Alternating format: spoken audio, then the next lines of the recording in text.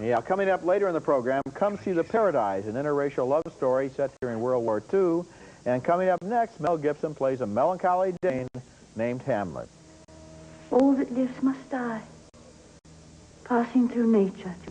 Oh, cursed spite, that ever I was born to set it right. And that is Mel Gibson as Hamlet, and there was a time when I never thought I would hear myself saying those words.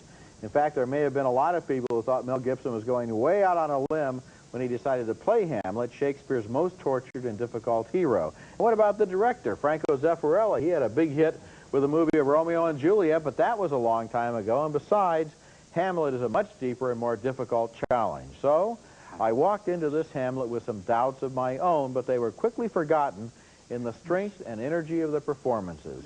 Mel Gibson pulls it off. Here's Gibson as Hamlet and Paul Scofield as his father's ghost. If thou didst ever thy dear father love, revenge his foul and most unnatural murder. Murder?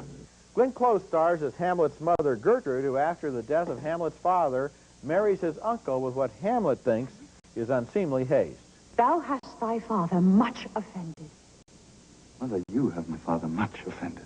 Oh, come. You answer with an idle tongue. Go, you question with a wicked tongue. Why, how now, Hamlet? What's the matter now? Have you forgotten me? No, Brother Rude, not so. You are the queen, your husband's brother's wife, and would it were not so, you are my mother. Alan Bates plays Hamlet's new stepfather, Claudius the king, and you can feel the tension between them here. Where is Polonius? In heaven. Send thither to see. If your messenger find him not there, seek him in the other place yourself.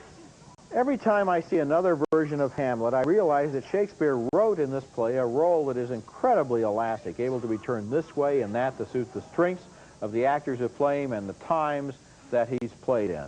The Hamlet created by Gibson and Zeffirelli is not a dark, brooding weakling when the play begins, but a strong and healthy young man with high spirits, which are gradually worn down by the sheer weight of the world he lives in and the torments that he undergoes. What I liked best about the performance by Mel Gibson was the energy in it, the joy. Many Hamlet seem to start out defeated, but here's one who would choose to live if he could. He has the answer to that question, to be or not to be. The answer is to be.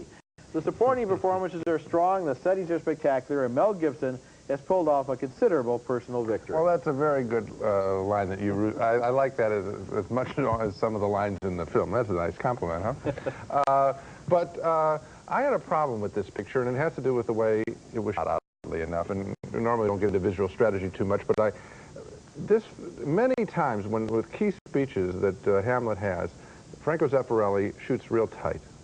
And for me, I couldn't understand why, and it started to aggravate me, and it really affected, this is not a minor quibble, this is a serious statement, that I felt like I was watching highlights from Hamlet, or star moments, rather than a naturalistic flow. We're used to, in seeing the play, obviously the long shot, we're on the theater, we can take it all in, and I just wish that this picture unfolded more naturally, and I was very surprised to see that done. That didn't bother me as much as it did you, although I did notice that when you get to the big soliloquies and so forth, he's fairly tight, but that's been done before. For example, the Richard Burton Hamlet was done that way, and I think one of the reasons is they're very concerned in this movie that you can understand what's being said. That Shakespeare's dialogue, but it's said very clearly, and also with a close-up, you can even read lips a little bit. In a long shot, it's a little hard to understand, and they really want to get the words across, and I think maybe that's why you noticed that.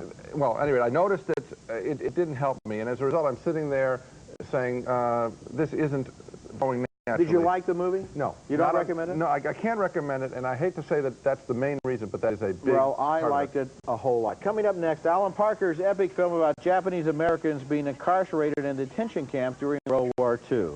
Dennis Quaid and Tamlyn Tomita star in Come See the Paradise. If only we knew where we're going.